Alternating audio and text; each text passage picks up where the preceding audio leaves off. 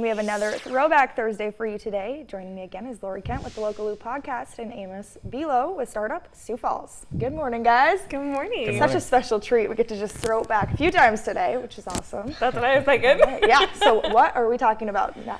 Yeah, so this is another piece of Sioux Falls Railroad history, which you guys know I've been into right now, but this is kind of like a culmination piece for me because this is one of those buildings that we're just so lucky to still have because we've lost a lot of these railroad depots, and this specifically was a freight depot for the Milwaukee Railroad. It's on 6th and Phillips, and it still stands today. It's Startup Sioux Falls now.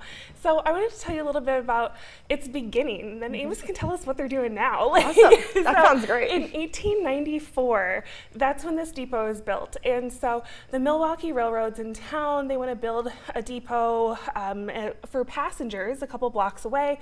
But then right on 6th and Phillips is where they're going to do their freight depot, which makes this building really unique. It's really beautiful. It has this cool canopy on the side because that's where they load and unload freight. And it makes a really cool building, of course, now.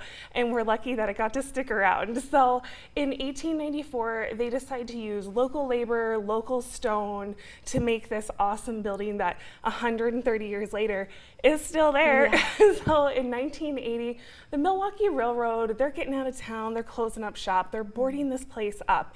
And that's where this precarious moment of its existence begins. Like, what's going to happen? What are we going to do with this building? What is Sioux Falls going to do? What do we value? You know, and the 80s is kind of a tricky time for that. Like, are we going to restore it, keep it around? Luckily, tax break. So if there was a tax break that if you kept this building and renovated it, you would get a little bit of money. So that kind of enticed Raven Industries to do that and utilize this building as is, which opens the door for this building to still be there today. In 2022, Startup shows up and they sign a lease for this place and they make it beautiful again.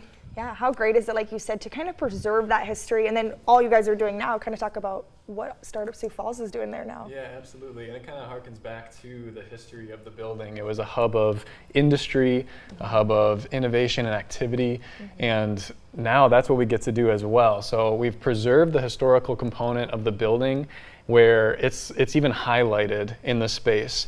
It's a co-working space. We've taken the old design and then combined a modern concept of innovation and industry, a modern concept of work and activity, and that's actually what stands out when people walk through our space. So a co-working member, someone like a remote worker, a business leader, even just today, there's someone there with a free day pass, a digital nomad who works on the road.